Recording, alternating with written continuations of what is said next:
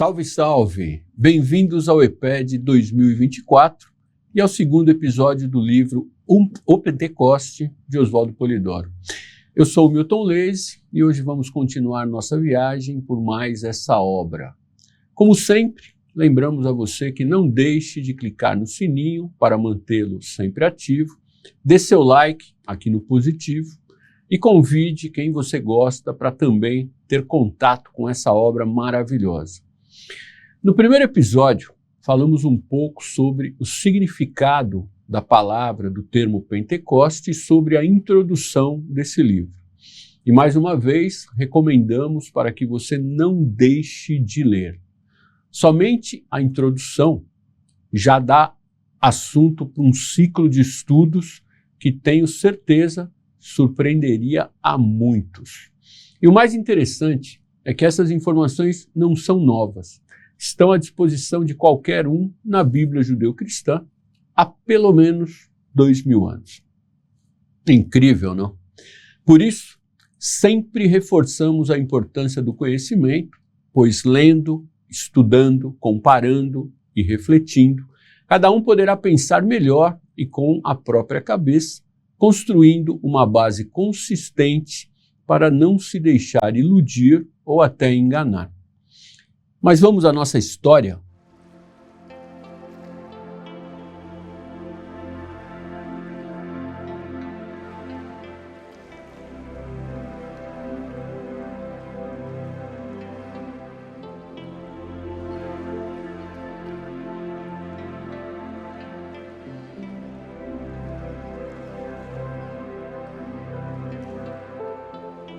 Em 63 era um espírito que se encontrava desencarnado já há um bom tempo.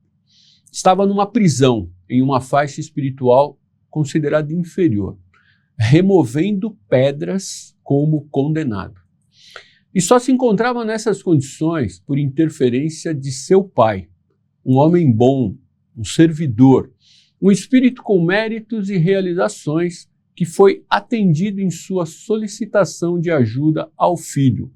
Caso contrário, ainda estaria em uma situação bem pior. E aqui cabe um comentário.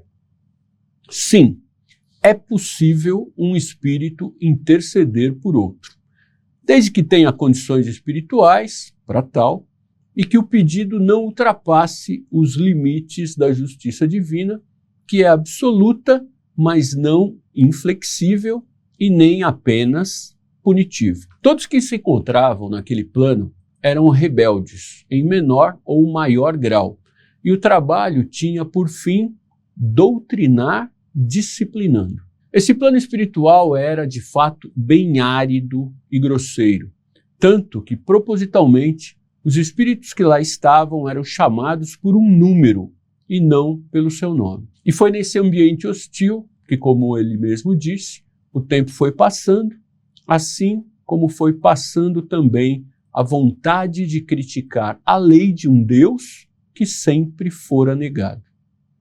63 era um incrédulo, que após perder a esposa na sua mais recente vida ou encarnação e ficar só com a filhinha, tornou-se um rebelde, um blasfemo, descendo a mais não poder na ordem dos pensamentos e dos sentimentos revoltantes. A ignorância é um mal que todos devemos combater, pois impede que o espírito avance na sua caminhada evolutiva. Saber certo, pensar bem, sentir amorosamente e praticar divinamente são as recomendações para uma vida equilibrada e harmoniosa. O tempo foi passando até que começou a ficar fraco, caiu doente e foi parar em um hospital. Nesse momento, começa seu processo de recuperação, aprendizado e novas oportunidades de trabalho.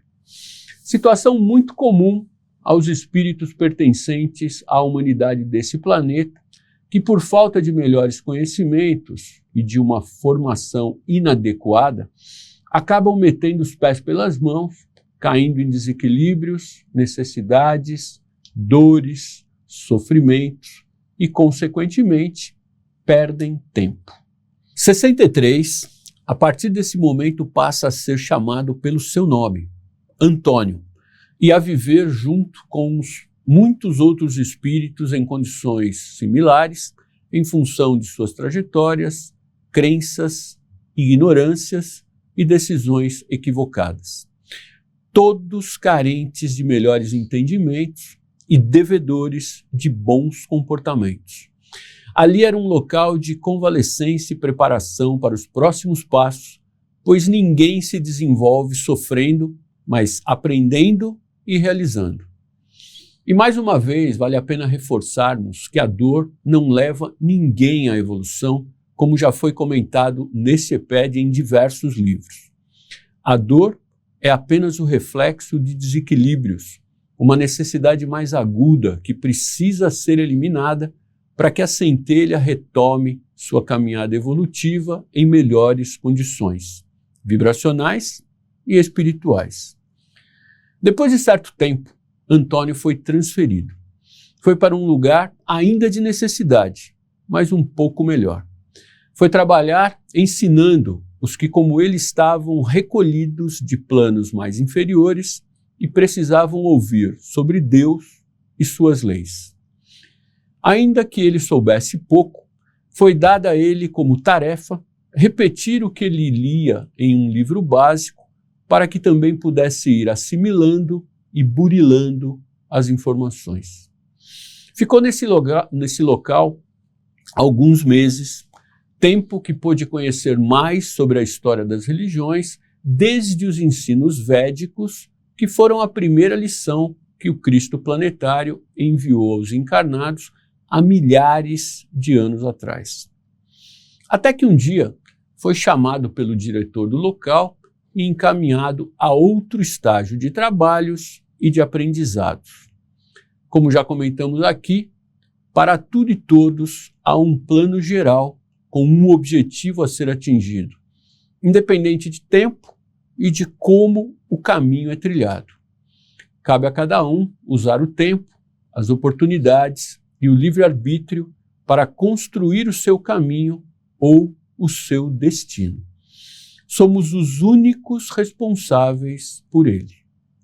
É a ciência da unidade, o divino monismo na prática.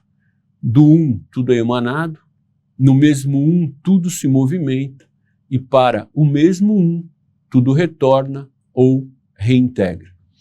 O espírito plenamente consciente e a matéria totalmente sublimada.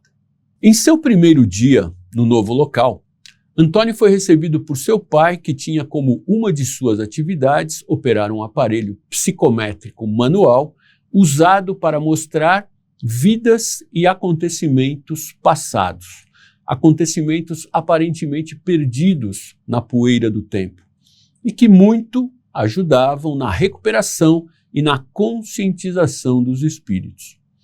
O pai de Antônio, quando ainda encarnado, já estudava e se envolvia com esse assunto. Mais um ponto de atenção aqui. Como a morte não existe, continuamos nossa existência após deixarmos o corpo físico como somos ou como estamos, carregando tudo o que fizemos, aprendemos e gostamos. Nossos hábitos, costumes, pensamentos e sentimentos, não existe uma ruptura ou uma mudança abrupta a partir do desencarne.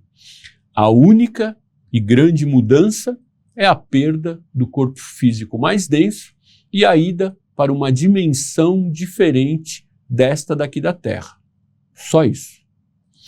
Antônio reviveu muitas vidas, embora não fosse um espírito tão velho, e pôde observar que de todas, as duas últimas, as que viveu no Brasil, foram as mais proveitosas, sendo que na mais recente, na qual foi Antônio, tudo quanto fez foi amar os parentes, a esposa e a filhinha.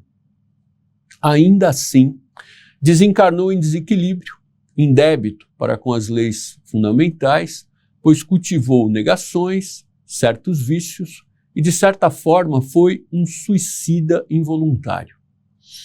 É comum, ao falarmos sobre suicídio, pensarmos naqueles atos nos quais um espírito atenta contra a própria vida, deliberadamente.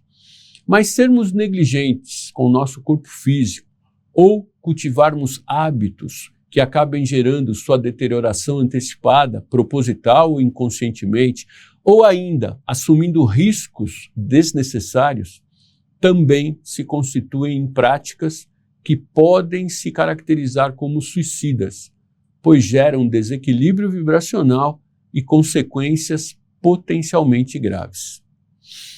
Mas como o plano para o espírito é sempre o de desenvolvimento dos valores e virtudes que todos possuímos, sempre haverá novas oportunidades de ressarcimento, de reequilíbrio e de trabalho. Assim, Antônio partiu para se preparar para uma nova experiência na carne, ou ter uma nova vida. Ele reencarnaria como filho de sua filha Helena. Durante um ano, pôde estudar e se aprofundar sobre a história religiosa da Terra em detalhes. Entrou em contato com os fundamentos mais preciosos das iniciações, donde concluiu que muitos dos formalismos que acabaram sendo criados resultaram dos seguidores dos grandes vultos e que nenhuma verdade divina deve ser mantida em segredo ou tratada como privilégio de alguns. Por isso, mais uma vez devemos prestar muita atenção aos exemplos de Jesus e como ele lidou com tais conhecimentos. Notemos a inteligência destes poucos trechos e ensinamentos do Mestre que podem ser encontrados nos Evangelhos. A minha doutrina não é minha, mas é daquele que me enviou. Eu sou o princípio, o mesmo que vos falo. Buscai primeiro o reino de Deus e sua justiça, e o mais se vos dará por acréscimo. Porque o vosso coração estará onde estiver o vosso tesouro. Deus é espírito, e em espírito e verdade é que deve ser adorado. Não vos deixarei órfãos, enviar-vos-ei um Consolador que ficará convosco e estará em vós. Mas o Consolador, que é o Espírito Santo, a quem o Pai enviará em meu nome, ele vos ensinará todas as coisas e vos fará lembrar de tudo quanto vos tenho dito. Quando vier, porém, aquele Espírito de verdade, ele vos ensinará todas as verdades, porque ele não falará de si mesmo, mas dirá tudo o que tiver ouvido e anunciar-vos-á as coisas que estão para vir. Antônio é recebido por Juvencio, um espírito que lhe orientará sobre o que iria acontecer e como ele deveria se comportar. Ao mesmo tempo que o adverte sobre a experiência que ele viveria, reforçando o quanto ele havia perdido de tempo, negado as realidades espirituais, levando-o a refletir muito sobre sua situação atual, o que o fez sentir um profundo arrependimento. No capítulo Para Evitar Desilusões Maiores, do livro Evangelho Eterno e Orações Prodigiosas, encontramos diversas dicas sobre as desilusões mais comuns pelas quais um espírito passa ao desencarnar e se deparar com uma realidade muitas vezes bem diferente das ideias ou das crenças que ele cultivou. Vale a pena conferir. Antônio e mais 4 outros espíritos foram transferidos para uma cidade vizinha, a qual possuía uma estrutura conhecida como o Santuário Azul, um lugar propício para aquela experiência, com os recursos e suporte adequados. Para Antônio, seria uma vivência retrospectiva de vidas anteriores, desde remotíssimos tempos, que pela importância e intensidade das situações, contribuiriam para que ele registrasse e mantivesse em sua intimidade tais experiências, as quais seriam bastante úteis na próxima encarnação. Antônio não teria durante a encarnação lembrança alguma do previsto, mas o germe da imensa e gloriosa verdade simples estaria no recesso de sua estrutura, fazendo o serviço de guarda intuitiva. Seria sua arma de combate à tendência negativista, Aqui um alerta para todos. Ainda assim, com toda a ajuda e preparação, um espírito pode derrapar-se, pois os lastros passados muitas vezes falam mais alto. E se não buscarmos as melhores conexões, as melhores sintonias, aprendermos corretamente e desenvolvermos bons relacionamentos de amizades e de influências, podemos falhar. Por isso, aquela recomendação de Jesus é sempre válida. Orai e vigiai sempre. Boas ligações, boas leituras, participação em reuniões mediúnicas para orar pelos outros no meio dos outros, tudo isso ajuda a manter boa sintonia e adquirir méritos para recebermos ajudas quando precisarmos. Mas o que viu, afinal, Antônio nessa viagem, nessa experiência que ele viveu?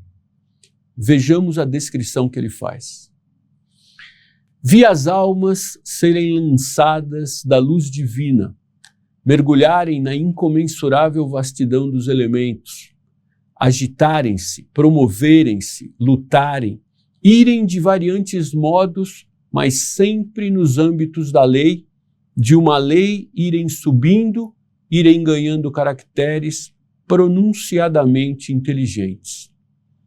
Vi a luz divina projetar de si raios, estes se fazerem multicores, avançarem, tornarem-se densos, fumacentos, aquosos, sólidos.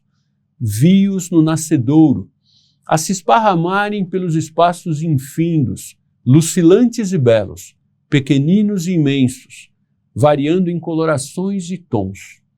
Presenciei o nascimento dos mundos e das almas. Vi-os crescer e tornarem-se majestosos, fulgurantes, gloriosos. Acima de tudo, porém, devo considerar a natureza e a história das almas. Não há nos blocos de matéria, seja em que grau for, substancial ou concreto, o valor psíquico, a flâmula idealista, o poder espiritual.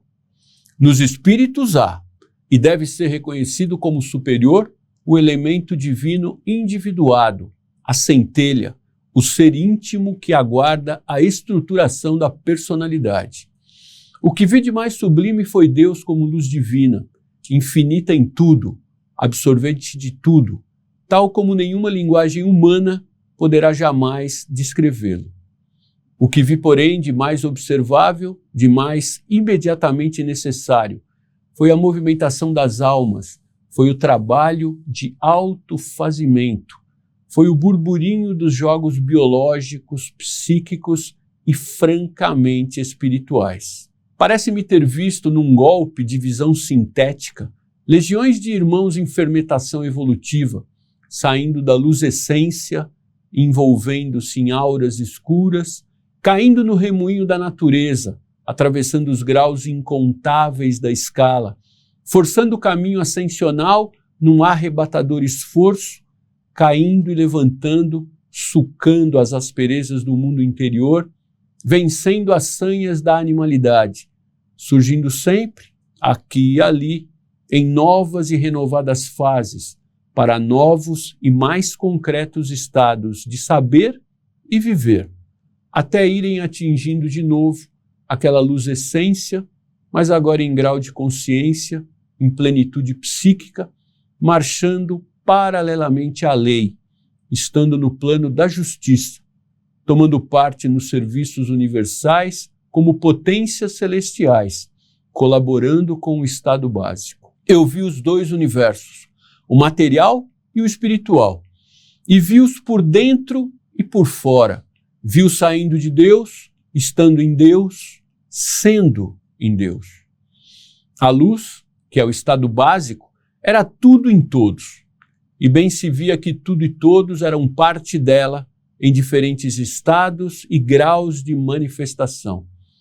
E isso tudo muito interessante, por haver em cada ser, em cada mundo, a marca distinta de sua individualidade, como que a ordem superior de ser distinta, desfrutando o direito de ser independente, embora na obrigação de ser parte do todo e de manter suas atividades em harmonia com as demais partes, num fenômeno biológico fantástico. Não sei o que teria sido de mim na última encarnação, não tivesse reencarnado com esse lastro imenso de atração espiritual. Embora não merecendo a consciência prática dessa fantástica realidade, passei pela nova imersão carnal sustentado por inabalável fé, a ponto de sentir em demasia o auxílio do céu. Sofri, é certo, com as obrigações mediúnicas. Vinham a mim os mais brutos indivíduos, em muitos casos ocasionando males físicos quase insuportáveis. Dos confins de mim mesmo, porém, surgia como uma voz longínqua, surda, grave, repetindo a necessidade, a urgência de esforços em prol da confraria.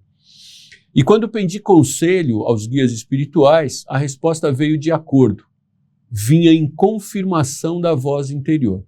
Certamente, este é um dos resumos mais completos acerca de toda a jornada da centelha espiritual, da emanação até a sagrada finalidade. Merece ser lido, relido, meditado, estudado quantas vezes pudermos, pois a cada leitura e reflexão entenderemos um pouquinho mais sobre a ciência da unidade ou divino monismo. E quem sabe, em algum momento da nossa vida, seja aqui ou no plano espiritual, também possamos passar por uma experiência semelhante, não é? Bom, ficamos hoje por aqui, esperando que tenham aproveitado. Não esqueçam de clicar no sininho para receber os avisos, de dar o seu like no positivo, para que esse vídeo seja recomendado pelo YouTube, e de compartilhar com quem você gosta. A gente se vê no próximo episódio.